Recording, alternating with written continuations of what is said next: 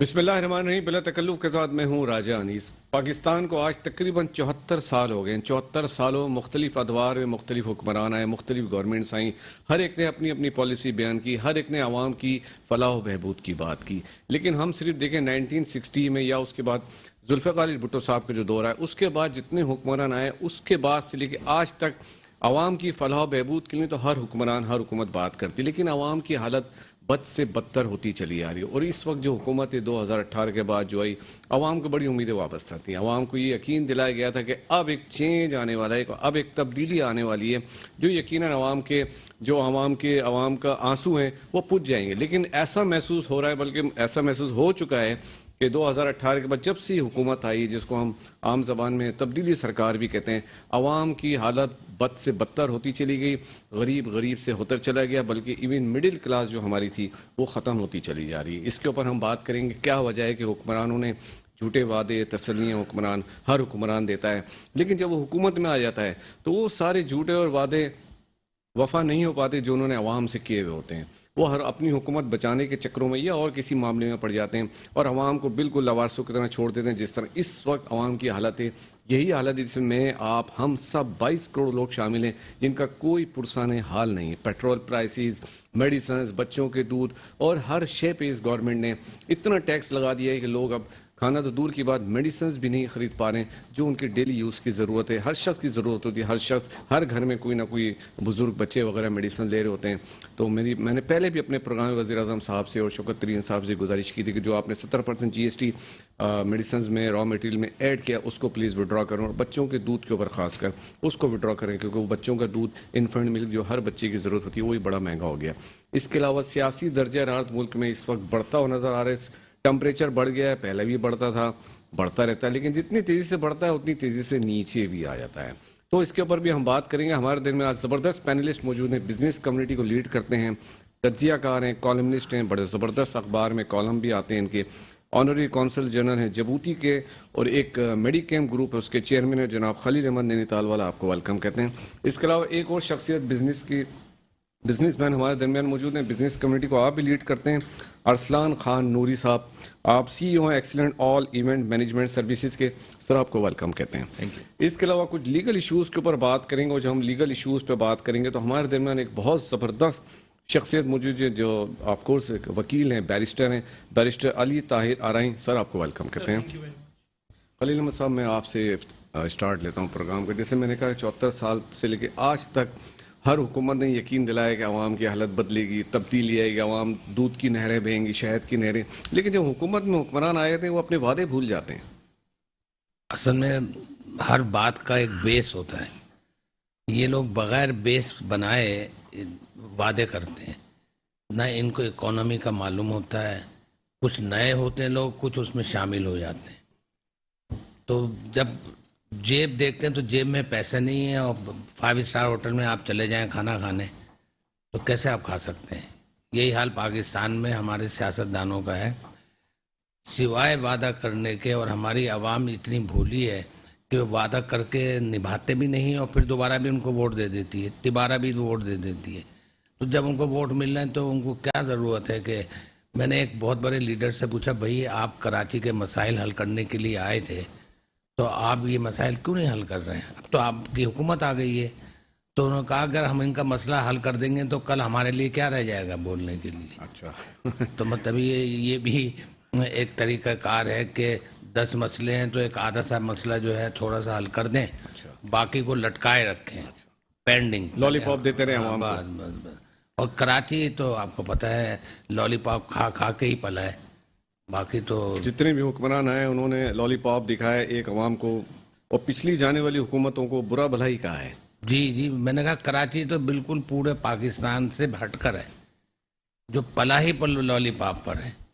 और जितना कराची को निचोड़ा गया है, ये तो कराची ही की हिम्मत है कि आज भी वो लोग जिंदा हैं और लड़ रहे हैं, कशमकश कर रहे हैं, और पूरे मुल्क की इकोनॉमी को संभाले हुए हैं। मोर देन 60% टैक्स कराची से जनरेट होता है, और हर लिहाज से उसको पीछे धकेला जाता है। ठीक है। अरसलान अहमद साहब, आप एक बिजनेस कम्युनिटी से ताल्लुक़ रखते हैं, माशाल्लाह आपके वालिद भी बिजनेस कम्युनिटी से ताल्लुक़ रखते थे। جو حالات نظر آ رہے ہیں کاروبار کے، کاروباری حضرات کے، کتنے پریشان ہیں، گیس ان کو نہیں مل رہی، پیٹرول پرائسز کہاں چلے گئے، بجلی کے پرائسز، میں کیسے انڈسٹری لگاؤں؟ میں اگر انڈسٹری لگانے کے لیے آ رہا ہوں تو کیسے انڈسٹری لگاؤں؟ پرائم منسٹر صاحب کہہ رہے ہیں دوسرے ملک سے لوگوں کو بلا رہے ہیں کہ آئیں اور پاکستان میں انویسٹمنٹ کریں. بسم اللہ الرحمن الرحیم. راجنیش صاحب پہلے تو بہت بہت شکریہ آپ کا، آپ کے چینل کا اور پوری ٹیم کا بلا تکلف کی. دیکھیں sir, the thing getting worse day by day. ابھی اب ہمارے کوئی جو ہے نا وہ بات نہیں کر رہا ہے، انوویشنز کی بات نہیں کر رہا ہے، نیو انوینشن کی کوئی بات نہیں ہے. ہم کو مطلب کہتے ہیں نا کہ ہمارا ویژن اتنا مطلب رہا ہی نہیں. ویژن تو ہمارا آپ یہ دیکھیں اس وقت آپ forget about law and order, health care اور بہت سارے ایجوکیشن، جو ہمارے بیسک ایشوز ہیں اس پر تو اب بات میں ہوگی. اوکے، مہنگائی کس کے لیے؟ امیر بندے کے لیے کیا مہنگائی ہے؟ اور ایک بات کی جائے اور جو بیچارہ غریب ہے اس کے لیے کیا مہنگائی ہے؟ وہ تو پہلے بھی پیٹرول نہیں خرید سکتا تھا، ابھی نہیں خرید سکتا تھا. اب جو سب سے بڑا مسئلہ جو ہے ابھی جو فیس کرنے کے لیے وہ لوگ کہہ رہے ہیں پیٹرول مہنگا ہو گیا، پیٹرول مہنگا ہو گیا. آپ بات کریں ذرا اس وقت سریا کہاں پہنچ گیا ہے. آپ دیکھیں تو آپ چینی، گندم، شارٹ فال الگ ہے ان کا، یہ اس پرائس پہ چاول، مطلب ہر چیز جو ہے وہ سر گھی اور آٹا مل مالکان نے بھی سر جوڑ لیے ہیں. جی وہ بھی ریٹ بڑھانے کے لیے تیار ہے، بلکہ شاید بڑھا بھی ابھی ابھی ہونے جا رہی ہے. اس کی شوگر بھی جو ہے نا وہ اس کا بھی شارٹ فال ہونے والا ہے. تو کہنے کا مطلب یہ ہے کہ یہ جب چیزیں تو ہیں ہی ساری، اس کے بعد جو اگر آپ دیکھا جائے کہ فیڈرل گورنمنٹ کی تھوڑی سی آپ دیکھیں 3.5 سال کا جو ابھی جو عرصہ گزر چکا ہے، اس میں انہوں نے مطلب آپ دیکھا جائے تو $50,000 ارب پر جو ہے نا وہ قرضہ جو ہے وہ پہنچ گیا ہے، اور کرنٹ ڈیفیسٹ جو ہے وہ 15,000 جو ہے وہ ارب ڈالر. اور اگر کریڈیبلٹی کی بات کریں، ہمارے ملک کی کریڈیبلٹی کی بات کریں تو ہمارا سب سے زیادہ جو کہتے ہیں نا کہ قریبی دوست اور جس ہم کہتے ہیں کہ ہمارے لیے تو وہ قبلہ بھی ہے، سعودی عرب کی بات، سعودی عرب کی بات کریں تو اس نے بھی بیسا جو پیسے ہمیں رکھوائے ہیں اس پہ اتنی کڑی، اتنی سختی ہے اس پر کہ وہ 72 گھنٹے کے نوٹس پہ وہ واپس لے سکتے ہیں. اچھا پھر اس پر جو ہے وہ آپ کو صرف دکھانے کے لیے دے دیا ہے. بدقسمتی یہ ہے ہمارے اسٹیٹ بینک گورنر کی کہ وہ جواب دے نہ پرائم منسٹر کو ہے نہ چیف منسٹر کو ہے، وہ IMF کو جواب دے. تو وہ اب جب چیزیں آپ کے چیزوں سے باہر، اور مثال کے طور پہ اور اس وقت مجھے بڑی معذرت کے ساتھ کہنا پڑے گا، اور یہی گورنمنٹ جو ہے جتنے اس نے وعدے کیے، کتنے وعدے آپ کو یاد ہوں گے؟ بہت سارے. 18 سال میں کتنے وعدے کیے، کتنے آپ کو یاد ہوں گے اور کتنے پورے کر دیے مجھے بتائیں. کوئی ایک وعدہ بتا دیں جو پہلا سوال میرا یہی تھا. جی انہوں نے کون سا ایک وعدہ کون سا ہے جو کہ پورا کر دیا؟ اور جتنے بھی ایلیگیشنز وہ پہلے لگاتے تھے سب انہی پر واپس جو ہے ایسے ہی آ گئے. وہ بھی یہ کہتے تھے نا کہ بجلی مہنگی ہو جائے، پیٹرول مہنگا ہو جائے تو سمجھ لینا کہ پرائم منسٹر چور ہے. لیکن انہوں نے یہ نہیں بولا کہ اگر پرائم منسٹر عمران خان ہو تو اس کے لیے نہیں ہے یہ. اچھا تو سر یہ جو چیز ہے نا، یہ ابھی ہم لوگ تو ہائی رائز، ابھی آپ ذرا نکلیں یہاں سے مشرق سینٹر سے باہر نکلیں، آپ کو کہاں نکلے گی کوئی آپ دیکھیں 50 60 70 80 منزلہ بلڈنگ ہوگا آپ کے. کراچی کی بات کر رہا ہوں میں، کراچی اس کا کراچی چیمبر آف کامرس کی بات، ملیشیا چیمبر آف کامرس ایک زمانے میں میچ ہوتا تھا اس کا، ایک اسٹاک ایکسچینج جو ہے. تو آپ یہ دیکھیں کہ پورا اس وقت تو بات صرف ایک ایشو نہیں ہے ہمارے پاس، اور سب سے بڑا ایشو جو کہ جس وجہ سے شاید اس غریب عوام نے اور یہ مجبور عوام نے جا کر جو نا خلیل صاحب کہہ رہے ہیں نا کہ پھر یہ لوگ ووٹ دے دیتے ہیں. سر ان کو جو ووٹ دیا گیا نا وہ اس وجہ سے دیا گیا، انہوں نے بولا میں نوکریاں دوں گا، اور سب سے بڑا مسئلہ اس وقت کراچی کا، پاکستان کا بے روزگاری ہے. ٹھیک ہے، میں بیرسٹر علی طاہر آپ کو ونس اگین ویلکم کہتا ہوں. آپ بیرسٹر ہیں، قانون دان. میں آپ سے ایک لیگل کویشچنس کرتا ہوں کہ جیسا اب یہ نظر آ رہا ہے ایک صحافی محسن بیگ کے ساتھ جو واقعہ ہوا، میں اس کیس کی بات نہیں کرتا جو بھی کچھ ہوا، لیکن اس پہ جو گورنمنٹ کا رد عمل آیا کہ ہم جج صاحب کے خلاف کوئی انیشیٹو لیں گے اور کوئی کاروائی، تو اس طرح کچھ لیگلی ہو سکتا ہے؟ کوئی اس طرح کوئی قانون میں کوئی چیز موجود ہے؟ بسم اللہ الرحمن الرحیم. سب سے پہلے تو ایک اچھی جو بات ہے وہ یہ ہے کہ اٹارنی جنرل صاحب نے کل شام میں یہ اعلان کیا ہے کہ ایسا عمل اب نہیں کرنے جا رہے. ٹھیک ہے. دوسری بات یہ ہے کہ دیکھیں محسن بیگ کے گھر کے اوپر جو چھاپا مارا گیا، یہ اس چیز کو اگنور نہیں کیا جا سکتا ڈسکشن میں. जो मोहसिन बेग साहब के घर पे छापा मारा गया वो इलीगल था, एब्सोल्युटली इलीगल था। एफआईए को ये ताकत नहीं थी, ये पावर नहीं थी सीआरपीसी के तहत और एफआईए एक्ट के तहत कि इस तरह किसी के घर की चार दीवारी को अंदर जो है वो जाएं और अरेस्ट करने के लिए इस तरह से करें। अच्छा, जब वहाँ पे पुलिस आई तो पुलिस ने भी मोहसिन बेग को उठा लिया, तो वो जज साहब ने जो उसकी लीगैलिटी थी वो ऑब्जर्व की अपने ऑर्डर के अंदर। अब जज वहाँ पे इसी काम के लिए बैठा हुआ है, वो चने बेचने के लिए तो बैठा नहीं हुआ।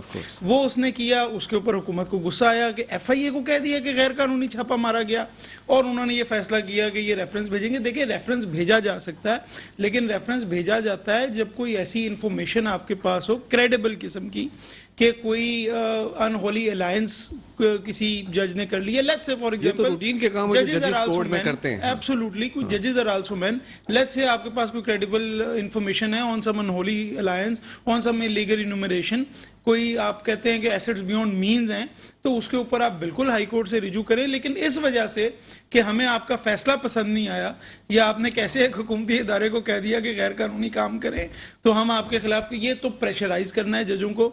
और इस तरह को पहले इन्होंने काजी फायज ईसा साहब, वो जाहिर है बहुत ही सीनियर प्यूनी जज हैं इस वक्त, वो तो बहुत ही टॉप के जज हैं, पहले इन्होंने उनसे कोशिश की और अब ये सबॉर्डिनेट जुडिशरी की तरफ भी आ रहे हैं। ऐसा हुकूमतों को नहीं करना चाहिए। हुकूमतों के अंदर बड़ी हद तक एक पेशेंस होनी चाहिए, चीज़ों को देखना चाहिए, सब्र होना चाहिए, तहम्मुल होना चाहिए।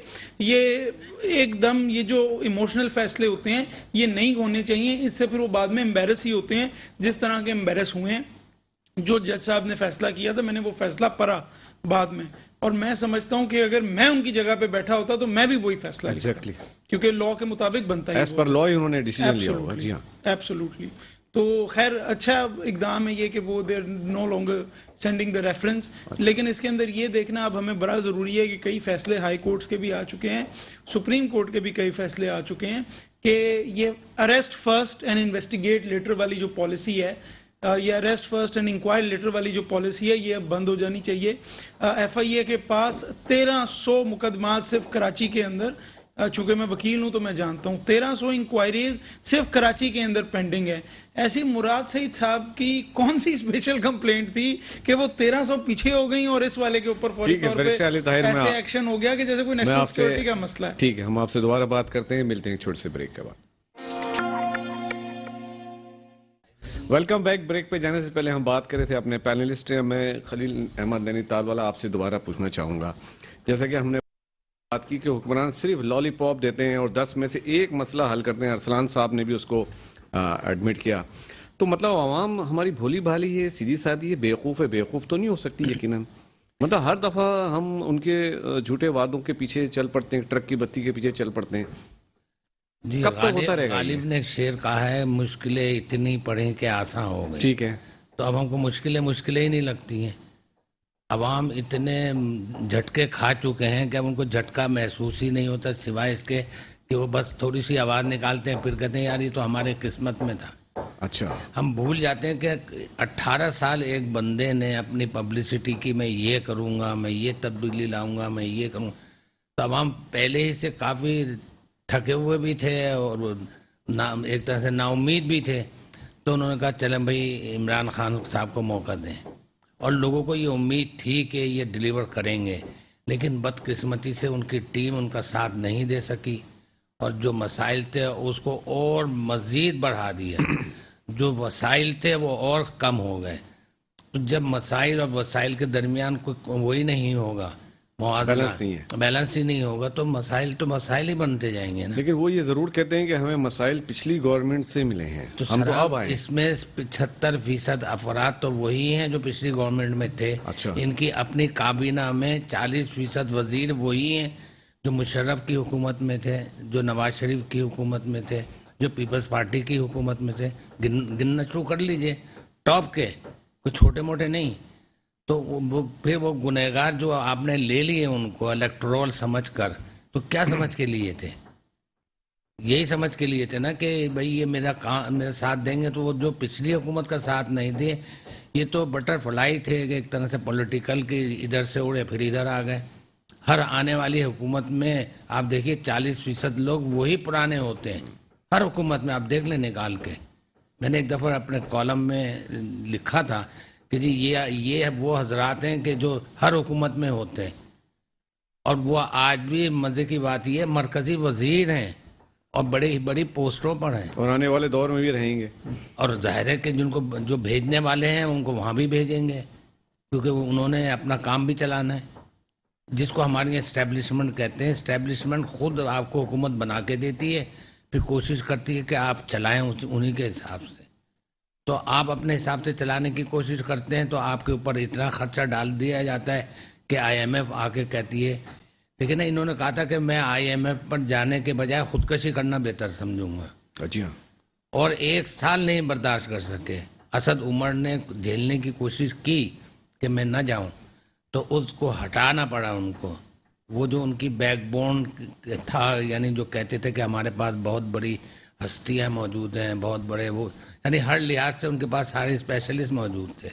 آج سارے اسپیشلسٹ موجود ہیں اور پرابلم اس سے ڈبل ہو چکے ہیں، اور ابھی بھی حل ہونے کا کوئی دور دور تک کوئی راستہ نظر نہیں آتا کہ چلیں بھئی ہم حل کی طرف جا رہے ہیں. نوکریوں کی طرف آپ جائیں، جیسے ابھی کہا ہے انہوں نے، ارسلان نے کتنی نوکری دی ہے، بلکہ نوکریاں تو چلی گئیں لوگوں کی. لوگوں کی نوکری ایک کرونا کی وجہ سے، یہ ایک وبا آئی، 2 سال سے لوگ اس سے لڑ رہے تھے، ساتھ ساتھ حکومت سے بھی لڑنا پڑ رہا ہے.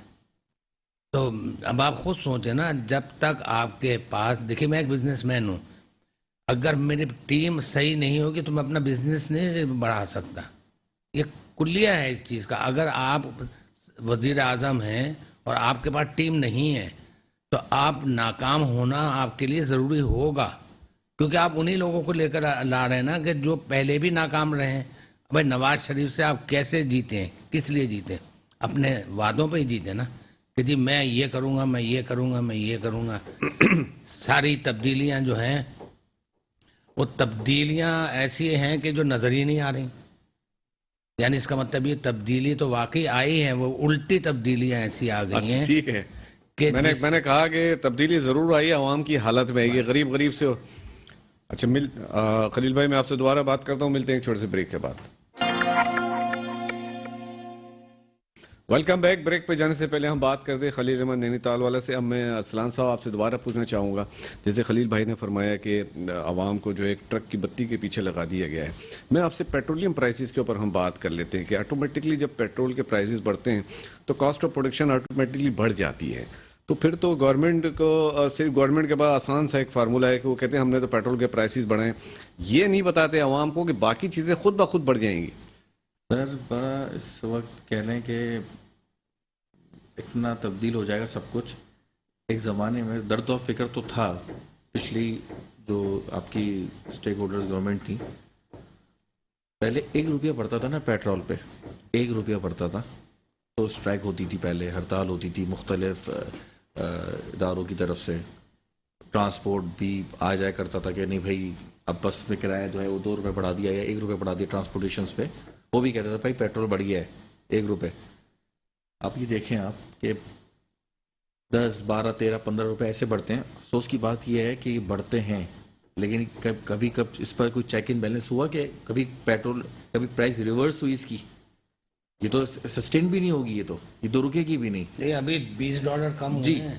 جی جی. تو بھائی اس پر بھی تو کوئی ایک انکوائری، کوئی لیگل ایکشن، لیگل کمیٹی بنائی جائے نا کہ بھائی جب پیسے کم ہو رہے ہیں، جب انٹرنیشنل مارکیٹ میں گولڈ کم ہو رہا ہے، تو پھر کیوں جو ان چیزوں کو جو ہے وہ ریورس کیوں نہیں کیا تو آئی ایم ایف سے ایگریمنٹ ہے ہر مہینے 4 روپے لیوی جو انہوں نے بڑھانا ہے، ابھی تو اور بڑھنا ہے اس پہ، اور بھی اس پر ہے. تو یہ بڑی ورسٹ، اور اس پر سیاست شاید نظر ہو بھی، لیکن آپ کو پتا ہے پھر سب کے اپنے اپنے یہاں پر حساب کتاب ہیں. اور بریک میں جو میں نے ایک لطیفہ سنایا تھا آپ کو خان صاحب کی پرفارمنس پر، لیکن ان کی پرفارمنس پر کوئی شک نہیں ہے، وہ بہت اچھی بھاگ دوڑ کر رہے ہیں. سنا دوں سر وہ لطیفہ میں آن ایئر؟ خلیل صاحب نے بھی ایک آخر میں نا ایک لطیفہ سنایا تھا. وہ یہ تھا کہ پروگرام کر رہے تھے، تو پروگرام کے دوران انہوں نے بتایا کہ بھائی محسن پاکستان ڈاکٹر عبدالقدیر خان صاحب کا انتقال ہوا تھا، تو اس کے تعزیت میں سر نے ایک پروگرام کیا تھا. اس پروگرام میں سر نے ہوسٹ نے ان سے پوچھا کہ سر وہ نواز شریف صاحب کہہ رہے تھے کہ وہ تو ایٹم بم تو میں نے بنایا ہے، مطلب میں نے سب کچھ کیا ہے. بھائی صاحب نے اس پر ایک لطیفہ سنایا کہ بھائی ایک کشتی میں عورتیں مرد سوار تھے، بچے بھی. اس میں دیکھتے ہیں کشتی میں بچہ جو ہے نا وہ گر جاتا ہے. تو تو اتنی دیر میں دیکھتے ہیں کہ ایک صاحب چھلانگ لگا لیتے تالاب میں. جب وہ خیر بچے کو واپس لے کے آتے ہیں تو لوگ ان سے بولتے بھائی واہ واہ کمال کر دیا کمال کر دیا. کہہ رہے کمال کو چھوڑو, یہ بتاؤ مجھے دھکا کس نے دیا تھا. تو خان صاحب کو بھی جو ہے نا اس دلدل میں نا, آپ کو پتا ہے ہم کو بھی پتا ہے کہ خان صاحب کو کیسے لایا گیا اور کیسے دھکا سر عوام کا کیا قصور ہے سر؟ دیکھیں عوام کا صرف اتنا قصور ہے کہ یہ عوام جو ہے نا, یہ اس عوام کی سب سے بڑی کمزوری کیا ہے, یہ ڈرپوک ہے.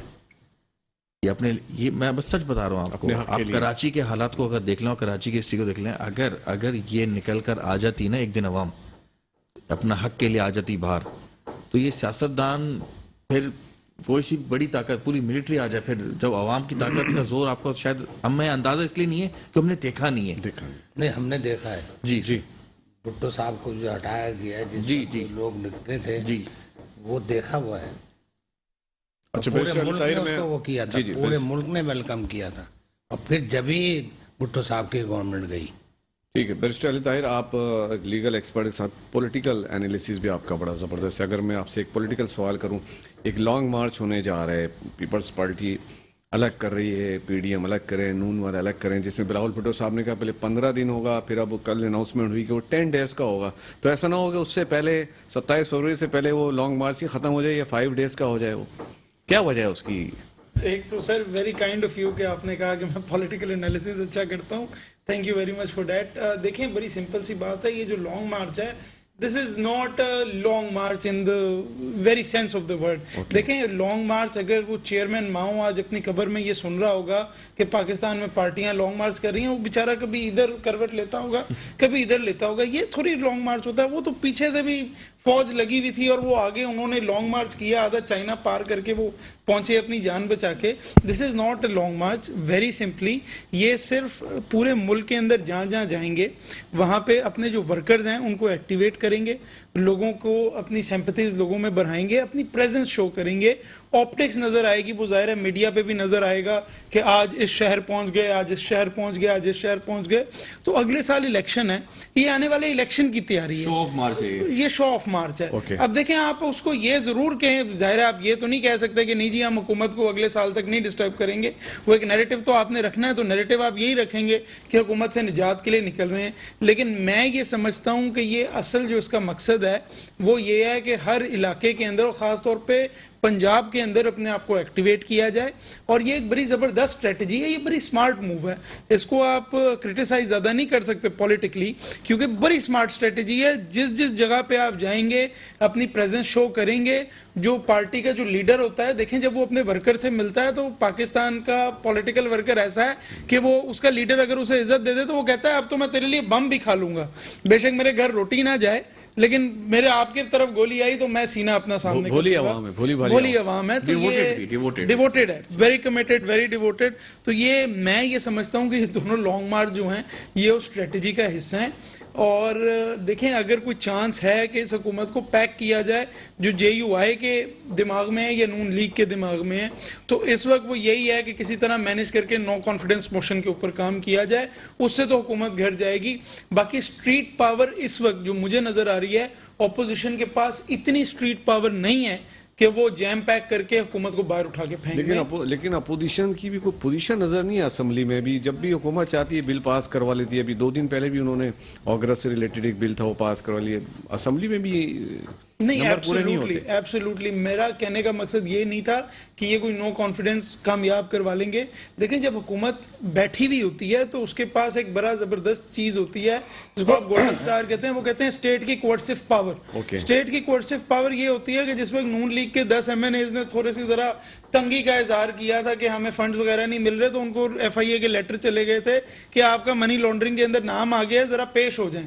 اس کے اندر شیخ روہیل اصغر بھی تھے جو ٹی وی پہ آ کے بڑا ڈیفینڈ کرتے تھے. تو یہ ایک ایسی طاقت ہے جو حکومت کے پاس ہے, وہ اس کو پوری طرح سے کیرٹ اینڈ سٹک ان کے پاس ہوتی ہے, وہ اس کو پوری طرح سے یوٹیلائز کریں گے. آسان نہیں ہے اس طرح کی ایک حکومت کو लोग तोड़ के घर भेज देना। देखे ना, जैसे ही इत्तेहाद, वो तो गए चौधरी परवेज इलाही से मिलने और उन्होंने अपने चौधरी शुजात हुसैन की तबीयत भी उन्हें याद आई और उन्होंने 15-16 साल का जो एक रोज़ा था वो उन्होंने तोड़ दिया। लेकिन what would they want, rather would they be like to be with the opposition and help them out, क्योंकि आप मेरी तबीयत पूछने आ गए हैं या उनको अपने बेटे के लिए मिनिस्ट्री चाहिए होगी। तो ये बड़ी एक जाहिर है मैंने बिल्कुल ठीक कहा, आप पॉलिटिकल एनालिसिस बड़ा अच्छा करते हैं। खलील अहमद साहब, मैं आपसे दोबारा पूछना चाहूँगा, अब प्रोग्राम के आखिर में हमने प्रॉब्लम्स का जिक्र कर लिया, आपने शुरू से लेकर आखिर तक पाकिस्तान जब से बने, अब ज़रा क्या मशवरा देंगे आप सीनियर एक बिजनेसमैन है कि किस तरह हालात बेहतर होंगे, होने चाहिए, हो सकते हैं, क्या मशवरा देना बात चाहिए? यह है, इमरान खान साहब ने कुछ छोटी छोटी तब्दीली तो की हैं, मसलन ये हेल्थ कार्ड बना दिया जनरल पब्लिक के लिए, मसलन दूसरा काम ये कि ओवरसीज़ पाकिस्तानी थे उनको हक दिला दिए, ये अच्छी बात है। फिर एहसास प्रोग्राम है, इस तरह के छोटे छोटे तो किए, लेकिन ये बेसिक मसले का हल नहीं है। बेसिक मसले का हल ये है कि आपने इतनी बड़ी फौज मिनिस्टरों की पारी हुई है इस गरीब मुल्क के ऊपर। आपने कहा था कि जी मैं उस महल में नहीं रहूँगा, मैं पैदल आऊँगा, पैदल जाऊँगा, बनी गाला इतनी ज़्यादा दूर भी नहीं है, तो आप कम से कम अपनी ही इस्लाहात अपने वज़रा से शुरू करते तो ये मुमकिन था कि फिर आवाम को तब्दीली नज़र आती। आपके आज भी गवर्नर जो हैं 40-40 गाड़ियाँ लेकर निकलते हैं, वो चाहे वो सिंध के हों चाहे वो पंजाब के हों। ठीक है खलील अहमद, मैं आपसे दोबारा ज्वाइन करता हूँ। इस वक्त हमें ज्वाइन किया है सीनियर सहाफ़ी तज्ज़िया निगार सुहेल वड़ाइद साहब ने। अस्सलाम वालेकुम सर। वालेकुम सलाम सर राजा अनीस बात करो मेट्रो वन न्यूज़ से। जी जी जी। सर आप मेरे सीनियर हैं, मैं आपका शागिर्द हूँ। अभी हम बात कर रहे थे पॉलिटिकल सिचुएशन ऑफ कंट्री पे, पेट्रोलियम प्राइसेस पे, तो मैं आपसे पॉलिटिकली एक दो क्वेश्चंस कर लेता हूँ कि अभी लॉन्ग मार्च के ऊपर हमने बात की, बिलावल भुट्टो साहब ने 10 रोज़ा लॉन्ग मार्च कर दिया, मरियम नवाज साहब उनका अलग लॉन्ग मार्च होने वाला है, पीडीएम का अलग होने वाला है। तो क्या ये लॉन्ग मार्च से दिखावे के लिए या इनका हुकूमत की तब्दीली का कोई इरादा रखते हैं ये लोग? देखिए, लॉन्ग मार्च से तो हुकूमत तब्दील नहीं होगी। लॉन्ग मार्च तो एक प्रेशर टैक्टिक्स है और इसका मकसद हुकूमत पर प्रेशर डालना है, अवाम को एक तरह से ये बताना है कि भाई हम इस हुकूमत के खिलाफ प्रोटेस्ट कर रहे हैं। लेकिन जाहिर है इस लॉन्ग मार्च से कोई धरना तो होगा नहीं और इसका मकसद हुकूमत को गिराना भी नहीं है, इसका मकसद हुकूमत पर दबाव डालना है। ठीक है सर, हर गुजरते दिन के साथ हुकूमती मुश्किलात में इजाफा होता चला जा रहा है, लेकिन हुकूमती वज़रा और हमारे मोहतरम प्राइम मिनिस्टर साहब वो बड़े रिलैक्स नज़र आते हैं, वो ऐसा लगता है कि उनको कोई परेशानी नहीं है। ये किसी हद तक ठीक भी है, हुकूमत काफी कंफर्टेबल है अभी तक। देखिए, जब तक पीटीआई के अंदर से कोई ग्रुप खड़ा नहीं होता, एक नया ग्रुप नहीं कोई बनता, कोई बगावत नहीं होती, उस वक्त तक पीटीआई भी कंफर्टेबल है, हुकूमत भी कंफर्टेबल है। और चूंकि एस्टेब्लिशमेंट गैर जानिबदार है और उस गैर जानिबदारी का फायदा भी हुकूमत को है और अपोजिशन को उसका फायदा नहीं हो रहा, तो इसलिए मेरा ख्याल है कि वो समझते हैं कि हमें अभी कोई नहीं हटा सकता।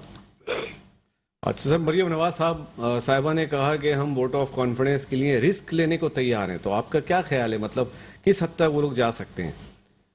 रिस्क यही है ना कि तहरीक इज़्ज़त-ए-इत्तेमाद कामयाब होगी या नाकाम होगी, यही रिस्क है और वो इसके लिए तैयार है कि कामयाब हो या नाकाम, दोनों सूरतों में तहरीक इज़्ज़त-ए-इत्तेमाद मूव करेंगे। लेकिन पीपल्स पार्टी वाले तैयार हैं सर इसके लिए? जी, वो भी तैयार हैं जी। अच्छा सर, मुझे एक और आपसे इम्पोर्टेंट क्वेश्चन कि शहबाज शरीफ साहब की और जहांगीर तरीन साहब की मुलाकात सुनने में आ रहा है कि उनकी कोई मुलाकात हुई है, आपके नोटिस में है कोई इस तरह की न्यूज़? जी, मैंने आज खबर पढ़ी है जी। अच्छा, एक चीज़ और बताइए कि सर कोई नया अपसेट आपके ख्याल में नज़र आ रहा है कि कोई नया अपसेट हो सकता है ये वोट ऑफ नो कॉन्फिडेंस के सिलसिले में? इसके बाद बात का चांस है, मैं अर्ज कर रहा हूँ ना कि अगर तो पीटीआई के अंदर से कोई नया ग्रुप पैदा हुआ, ओके ठीक है, जितनी देर तक 20-25 लोगों का एक नया ग्रुप खड़ा होकर बगावत नहीं करता, उतनी देर तक तहरीक इज़्ज़त-ए-इत्तेमाद का चांस नहीं, क्योंकि एक दो बंदों पे रिस्क नहीं लिया जा सकता कि 2 बंदे इधर आ जाए या 2 बंदे उधर चले जाए। ये एक बड़े ग्रुप पे डिपेंड करना पड़ेगा और जाहिर है अगर पीटीआई के अंदर बगावत नहीं होती तो कोई तब्दीली लाना भी मुश्किल होगा। اچھا، پیپلز پارٹی کو سر یہ خطرہ ہے کہ اگر فیڈرل میں عمران خان صاحب کی گورنمنٹ ختم ہوتی ہے تو سندھ میں جو ان کی گورنمنٹ ہے وہ بھی ان کو ڈیزالو کرنی پڑے گی. میرا نہیں خیال کہ صوبائی حکومتیں ڈیزالو ہوں گی. ٹھیک ہے، آپ کے خیال میں اگر وہ ابھی اقتدار، ابھی تو الیکشن تو ہو نہیں رہے نا. جی جی یہ تو جب الیکشن ہوں گے تب حکومتیں ڈیزالو کرنی پڑے. جی جی ٹھیک ہے. سہیل بڑائی صاحب آپ نے ہمیں جوائن کیا، بہت شکریہ سر آپ کا. میں ارسلان صاحب آپ سے پوچھنا چاہوں گا کہ جیسے کہ ابھی خلیل صاحب نے فرمایا کہ حکومت کو، تو میں آپ سے یہ پوچھنا چاہوں گا، آپ بھی بزنس کمیونٹی سے تعلق رکھتے ہیں، کیا حکومت کو سجیشن دیں گے؟ ابھی بھی کچھ حالات بہتری ہونے کے چانسز ہیں، کیا اسٹیپس لینے چاہیے؟ دیکھیں ان کے سامنے اسٹیپس ہیں، ان کے سامنے سجیشنز ہیں. انہوں نے کیا کیا؟ جو کراچی کے جو میں کہتا ہوں کہ جو بزنس کمیونٹی ہے وہ تو سمجھ لیں پاکستان کی جو ہے نا بیک بون ہے، اور پاکستان کا بڑا سرمایہ ہے، ایسٹس ہیں، اور یہ بڑے جو ہے نا پریشیس برینز ہیں. عمران خان صاحب نے کبھی آ کر بولا کہ یار مجھے جو ہے نا وہ ایس ایم منی صاحب سے ملنا ہے، مجھے خلیل عینی تال والا صاحب سے ملنا ہے، یا مجھے جو ہے وہ سردار یاسین ملک صاحب، ان سے یہ ایسے لوگ ہیں، ان کو تو یہ آپ کے ملک کی شہر کی جی ڈی پی بڑھانے پہ ان کا بہت بڑا ہاتھ ہے. کووڈ ہوا تو مجھے بڑے اچھے سے یاد ہے ڈاکٹر صاحب، عید کا دن تھا، میرے پاس خورم خلیل عینی تال والا صاحب کی کال آئی، سی ای او میڈیکیم گروپ کمپنیز، اور بہت ہی دل برداشت تھا وہ شخص اس دن کہ یار میں شہر میں جو ہے وہ انڈسٹری لگانے کی سوچتا ہوں، میں سوچتا ہوں کہ یہاں پر جو ہے وہ سینیٹائزر بنایا جائے، اس مطلب جب کہ امپلائمنٹ ہے، شہر بند ہے، اور میں ان کو اتنی ہرڈلز کا سامنا پیش کرنا پڑا. کبھی یہاں اس کو ایسے لوگوں کو ساتھ تو گورنمنٹ کے جو ہے نا ایجنٹس اور جو ننجا ہونے چاہیے جو ان کو سپورٹ کریں کہ سر ہم آپ کو این او سی دیتے ہیں، ہم آپ کو یہ کر دیتے ہیں، ہم آپ کو سب کچھ اتنے بڑے بزنس گروپ کو اتنی مشکلات ہیں، تو ایک عام جو چھوٹا تاجر ہے بیچارہ، بالکل وہ کبھی ان کی جو ہے وہ ڈی سی آفس میں رک گئی، کبھی ان کی سندھ پولیس نے روک لی. وہ ایک کام کر رہے ہیں، ان کو سپورٹ کیا جائے، ان لوگوں کے ساتھ بیٹھا جائے، ان لوگوں کی سنی جائے. یہ کراچی کو دبئی اور نیو یارک ان لوگوں نے بنایا بھائی، جو دبئی بنا ہے آپ دیکھ لیں، اس میں کتنے جو ہے نا ناصر شان ہیں، میں بہت نام لے سکتا ہوں، رحمت الہی ہیں، بہت سارے لوگ ایسے ہیں جن کا بڑا شیئر ہے دبئی جیسی جو ہے وہ پاور امپائر کھڑا کرنے میں. تو ایسے لوگوں کو بیٹھیں، آئے آپ کراچی چیمبر آف کامرس میں جائیں، موتی والا صاحب سے ملیں، وہاں پر کاٹی آئیں، یہاں پر کاٹی پہ دیکھیں، بزنس آرگنائزیشن سے ملیں، ایسوسیشن سے ملیں، آپ کا کیا رول ہے، آپ کیا کر کے آ رہے ہیں، اور آپ کے ارد گرد ہے کون جو آپ کو یہ سب جو ہے وہ آپ کو گائیڈ کر رہا ہے. اور بالکل سر کی بات بالکل ٹھیک ہے کہ ان کے پاس دو لوگ بڑے امپورٹنٹ تھے جب یہ گورنمنٹ میں آ رہے تھے، ایک اسد عمر صاحب اور ایک فواز صاحب. انہوں نے بولا کہ بھائی اسد عمر صاحب نے بھائی میں تو، اور جبکہ ان کو 2 سال پہلے بتا دیا تھا کہ بھائی آ جانا تمہیں فائننس دیکھنا ہوئی ہے، انہوں نے ہاتھ کھڑے کر لیے. جو ان کی جو ان کے سب سے پیشیس جو لوگ تھے، جو ان کے حساب سے پاورفل پارٹی میں تھے، وہ انہوں نے ہاتھ کھڑے کر لیے. فواز صاحب کو بھی انہوں نے پہلے دوسری وزارت دی، پھر ان کو بھی ہٹا دیا گیا. اس پر بھی لطیفہ تھا، لوگ کہتے ہیں یار فائننس منسٹر ہٹا رہے ہو یا انفارمیشن منسٹر ہٹا رہے ہو، کبھی ایک کام کر کے دیکھو کہ پی ایم کو بھی ہٹا کے دیکھو تو شاید کچھ بن جائے اس ملک کا. تو یہ اس پر تھوڑی سی نظر کر لیں، یہ نظر ثانی کر لیں. آپ نے کہا کہ اسٹیک ہولڈر کو اپنے ساتھ ملائیں، اسٹیک ہولڈرز کو اپنے ساتھ بٹھائیں. ٹھیک ہے. بیرسٹر علی طاہر، میں آپ سے دوبارہ ایک سوال کرتا ہوں. جیسے کہ خلیل احمد صاحب نے اور ارسلان صاحب نے کہا کہ حکومت جو ہے وہ اسٹیک ہولڈر کو اپنے ساتھ لے کے چلے تو شاید کچھ بہتری عوام کی نہیں ہو جائے. آپ کی کیا رائے ہے؟ سر میں سمجھتا ہوں کہ دیکھیں جہاں ان کو پولیٹیکل نیسیسٹی ہوتی ہے وہاں پہ سارے جو اسٹیک ہولڈرز ہیں وہ ان کو آن بورڈ لے لیتے ہیں. جہاں پولیٹیکل نیسیسٹی ان کی نہیں ہے وہاں پہ اسٹیک ہولڈر آن بورڈ نہیں آتا. یہ انفارچونیٹلی صرف اس حکومت کا نہیں، یہ پاکستان کی ایٹ لیسٹ جب سے میں دیکھ رہا ہوں، میں پچھلے 10-11 سال سے پریکٹس کر رہا ہوں، تو میں تو یہی دیکھ رہا ہوں کہ پیپلز پارٹی دور میں بھی، نون لیگ دور میں بھی اور پی ٹی آئی دور میں بھی اسٹیک ہولڈر کو صرف آپ تب لے کے آتے ہیں، عزت دیتے ہیں جب آپ کو ان کی ضرورت پڑتی ہے، جب الیکشن قریب آ جاتے ہیں. ہاں ورنہ ادروائز تو دیکھیں جب ٹیکس چاہیے ہوتا ہے ایسے کر لیں. اور میں صرف ایک سیکٹر کی بات نہیں کر رہا، میں صرف بزنس सेक्टर की बात नहीं कर रहा, मैं तो कह रहा हूं जो आपके मुल्क के यंग एक्सपर्ट्स हैं, आपके मुल्क के वो लोग जिन्होंने उन लेजिस्लेशन पे काम किया हुआ होता है, उन सेक्टर्स में काम किया हुआ होता है, वो आपको उस वक्त जरूर याद आ जाते हैं जिस वक्त आपको उनकी पॉलिटिकल जरूरत होती है, वरना अदरवाइज आप वहां यहाँ पे पाकिस्तान में एक्सपर्ट्स को पूछने को भी कोई बहुत शुक्रिया बैरिस्टर अली ताहिर, अरसलान साहब, खुर्रम नैनीताल वाला साहब। प्रोग्राम के आखिर में मैं ये कहना चाहूँगा अपने वज़ीर-ए-आज़म इमरान खान साहब से, मोहतरम शौकत तरीन साहब से जो वज़ीर ख़जाना है, कि इस मुल्क के लोगों के लिए अभी वक्त है, कुछ भला करें, कुछ सोचें, और जैसा कि हमारे मेहमानों ने कहा, स्टेक होल्डर को मिलाएं, उनके साथ बैठ के पॉलिसीज़ बनाएं, इवन अपोजिशंस के लोगों को मिला के अपने साथ कुछ पॉलिसीज़ बनाएं, शायद हमारे मुल्क के लोगों की हालत कुछ बेहतर हो। अल्लाह ताला हमारे पाकिस्तान की हिफाज़त करे। मिलते हैं अगले प्रोग्राम में, राजा ने इसको इजाज़त दें। पाकिस्तान जिंदाबाद।